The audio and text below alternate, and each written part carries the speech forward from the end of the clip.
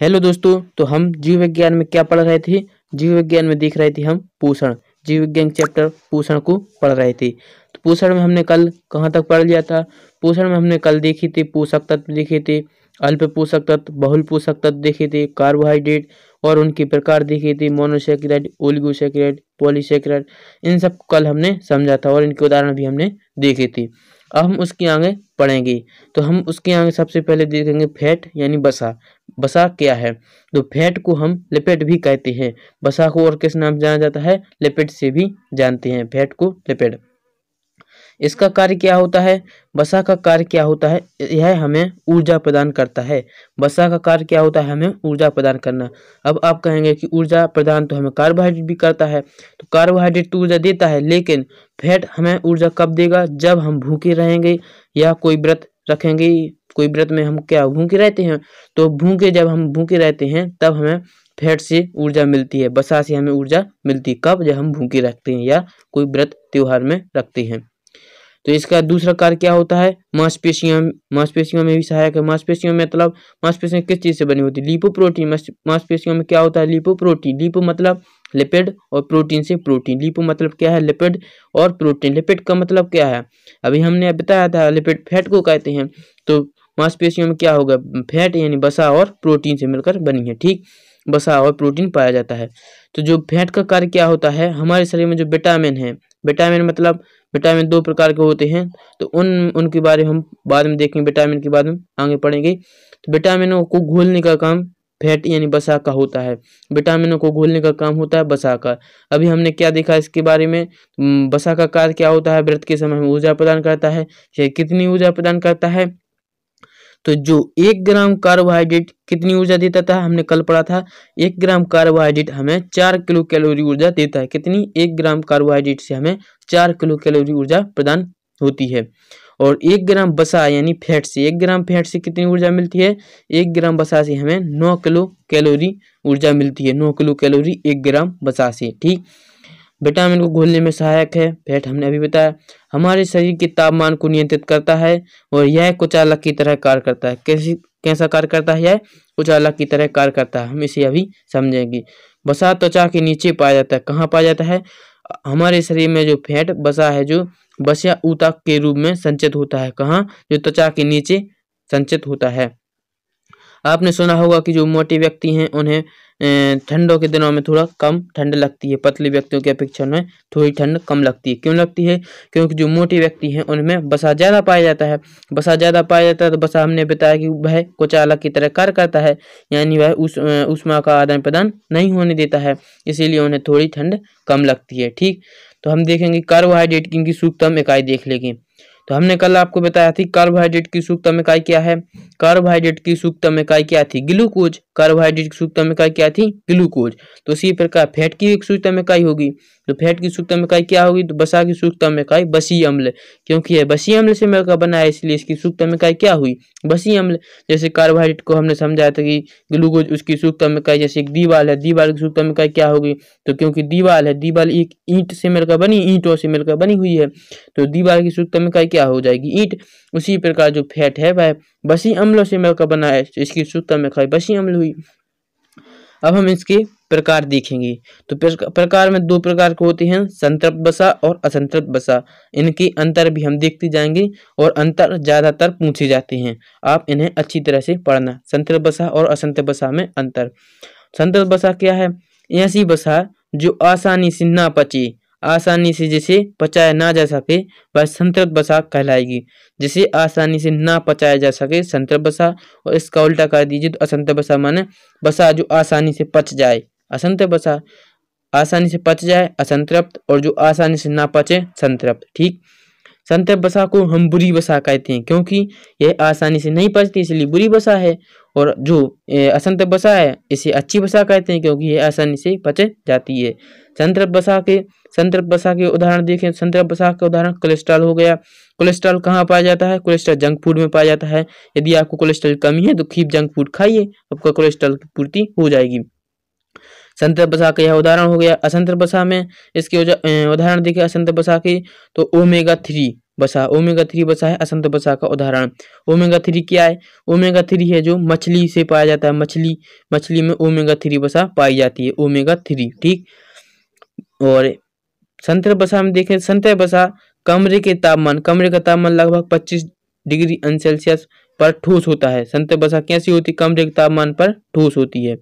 और असंतृप्त वसा है जो कमरे के तापमान पर द्रव अवस्था में रहती है। कमरे के तापमान पर द्रव अवस्था में रहती है असंतृप्त वसा। और सामान्यतः जो संतृप्त वसा है सामान्यतः एनिमल्स में पाई जाती है, जानवरों में सामान्यतः यह संतृप्त वसा पाई जाती है। और असंतृप्त वसा पौधों में पाई जाती है। हमने जो यह एग्जाम्पल दिया था ओमेगा 3, यह मछली से पाई जाती है। अब बात है जो मछली एनिमल से मिलती है, असंतृप्त वसा जो मछली भर से मिल रही है, बाकी सब पौधों से मिलती हैं। यह अब बात के रूप में है मछली। यह भी याद रखने रहना कि मछली से जो ओमेगा 3 वसा मिलती है भाई, अब बात है असंतृप्त वसा का। ठीक। मछली को छोड़कर जो भी वसा जंतुओं से मिलता है भाई संतृप्त वसा होता है। यह संतृप्त वसा में हो गया। जैसे नारियल का तेल है, यह भी अब बात है मछली का, क्योंकि जो संतृप्त वसा है एनिमल से मिलती थी, लेकिन नारियल का तेल जो पौधों से मिलता है यह संतृप्त वसा में आता है, नारियल का तेल। ठीक। और जो फैट पौधों से मिलती है भाई असंतृप्त वसा में रहेगी। इतना आपको समझ में आ गया होगा। संतृप्त वसा और असंतृप्त वसा में अंतर हो जाएंगे। ठीक। अब हम इसके आगे देखते हैं, कोलेस्ट्रॉल को समझते हैं। कोलेस्ट्रॉल क्या है? तो कोई भी चीज है उसके दो प्रकार होते हैं, यह तो वह अच्छी होगी या तो खराब होगी। उसी प्रकार हमारे शरीर में जो कोलेस्ट्रॉल पाया जाता है भाई भी दो प्रकार का होता है, यह तो खराब या तो अच्छा। सबसे पहले हम देखेंगे अच्छी कोलेस्ट्रॉल, गुड कोलेस्ट्रॉल क्या है। गुड कोलेस्ट्रॉल ऐसे कोलेस्ट्रॉल जिनका घनत्व अधिक हो, उच्च घनत्व वाले लिपोप्रोटीन, उच्च घनत्व वाले लिपोप्रोटीन गुड कोलेस्ट्रॉल कहलाते हैं। लिपोप्रोटीन मतलब पता ही है, फैट और प्रोटीन। लिपो यानी फैट और प्रोटीन यानी प्रोटीन, जिसमें फैट और प्रोटीन हो, लिपोप्रोटीन कहलाते हैं। उच्च घनत्व वाले लिपोप्रोटीन गुड कोलेस्ट्रॉल में आते हैं। इसके एक उदाहरण देखें तो शुद्ध घी, शुद्ध घी, गाय का जो शुद्ध घी है वह गुड कोलेस्ट्रॉल का एग्जाम्पल होगा, शुद्ध घी। और बैड कोलेस्ट्रॉल है जो बुरी कोलेस्ट्रॉल, वह उसका घनत्व कैसा होना चाहिए? निम्न घनत्व वाले लिपोप्रोटीन, लिपोप्रोटीन जिसका घनत्व निम्न हो वह बुरी कोलेस्ट्रॉल में आएंगे। इसके उदाहरण हो जाएगा वेजिटेबल घी यानी डाल्टा है जो आपका हो जाएगा निम्न माने बुरी कोलेस्ट्रॉल में। इसमें नहीं समझ में आया तो हम बताते हैं। डेंसिटी यानी घनत्व क्या होता है? घनत्व बराबर क्या होता है? घनत्व बराबर होता है मास अपॉन वॉल्यूम, मास यानी द्रव्यमान अपॉन आयतन। इससे देखिए तो V बराबर क्या हो जाएगा? M upon D।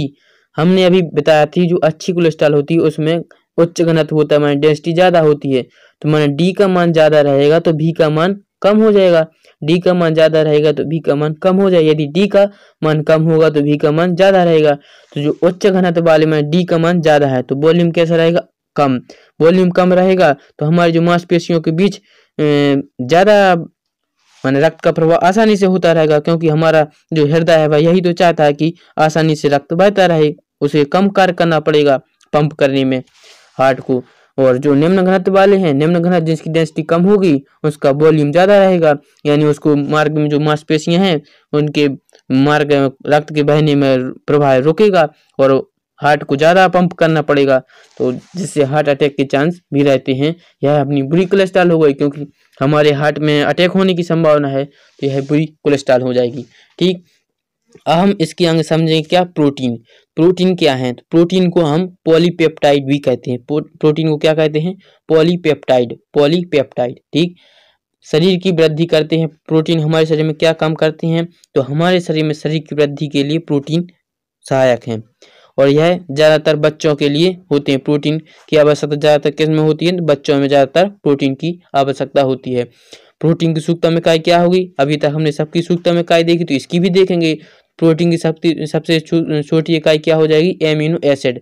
Amino acid protein की सबसे छोटी इकाई है, एमिनो एसिड। इसका कार्य क्या होता है? मांसपेशियों के निर्माण में सहायक है, मदद करता है मांसपेशियों की निर्माण में। ठीक।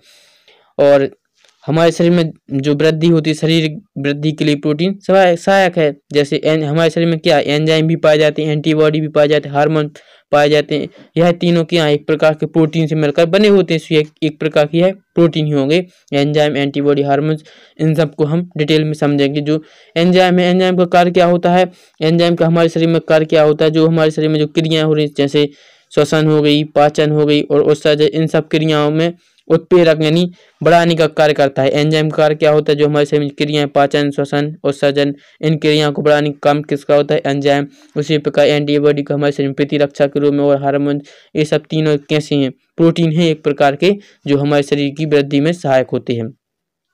अब हम देखेंगे क्रिएटिन। क्रिएटिन है जो हमारे शरीर में कहाँ पाया जाता है। क्रिएटिन है जो हमारे शरीर में 2 प्रकार की कोशिकाएं पाई जाती हैं, एक जीवित कोशिकाएं और मृत कोशिकाएं। जीवित कोशिकाएं हमने बताया कि इनकी खोजकर्ता कौन है, तो मृत कोशिकाएं खोजकर्ता कौन है, रॉबर्ट हॉक, और जीवित कोशिका की खोजकर्ता हैं ल्यूवेनहॉक। जीवित कोशिकाएं खोजकर्ता कौन है, ल्यूवेनहॉक है। ठीक, यह ध्यान रखना, मृत कोशिका की रॉबर्ट हॉक और जीवित कोशिका के ल्यूवेनहॉक। तो मृत कोशिका को नियंत्रित करता है क्रिएटिन। कौन करता है नियंत्रित, क्रिएटिन मृत कोशिकाओं को नियंत्रित करता है। हमारे शरीर में मृत कोशिकाएं कहाँ कहाँ पाई जाती हैं, तो हमारे शरीर में मृत कोशिकाएं 2 जगह पाई जाती हैं, नाखूनों में और बाल में। हमारे जो बाल हैं और नाखून हैं, इनमें क्रिएटिन पाया जाता है। क्यों, जैसे यह भी याद रखना, यदि जो नाखून है, नाखून का इन्हें काटेंगे तो हमें दर्द नहीं होगा। नाखून या बाल काटेंगे तो हमें दर्द नहीं होता है। नाखून का जो आगे वाला हिस्सा है वह बोल रहे हैं हम, नाखून और बाल। हमारे शरीर में 2 मृत कोशिकाएं हैं, क्रिएटिन पाया जाता है जिनमें।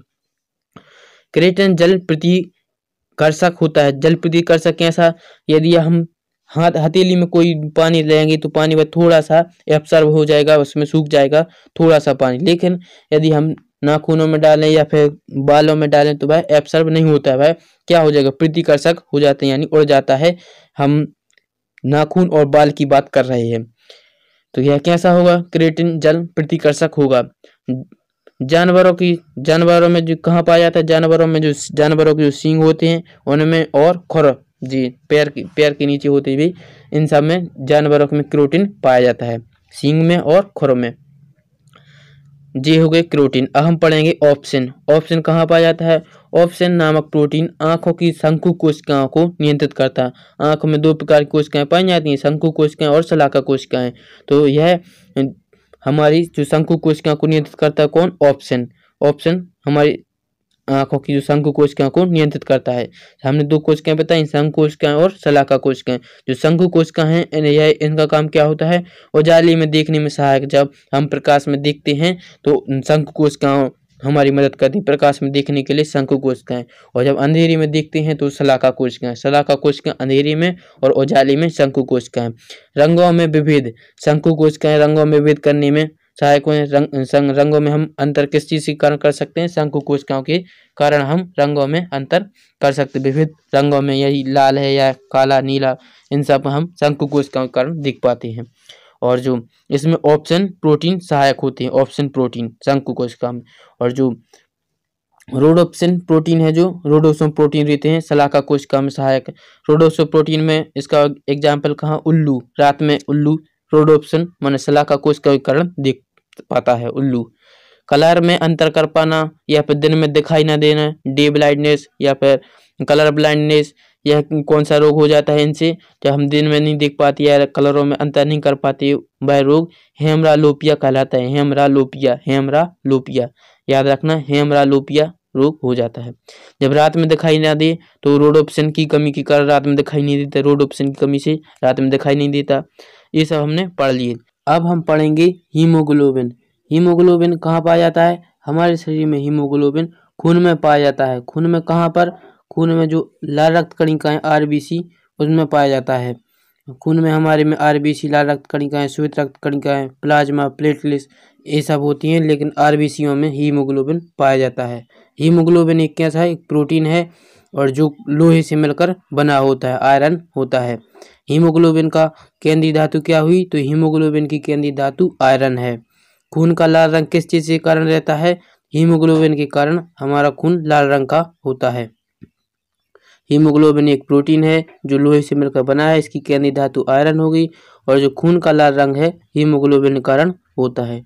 ठीक है, धन्यवाद। यदि वीडियो को समझ में आया हो तो लाइक करें, सब्सक्राइब करें और ज़्यादा से ज़्यादा लोगों तक शेयर करें।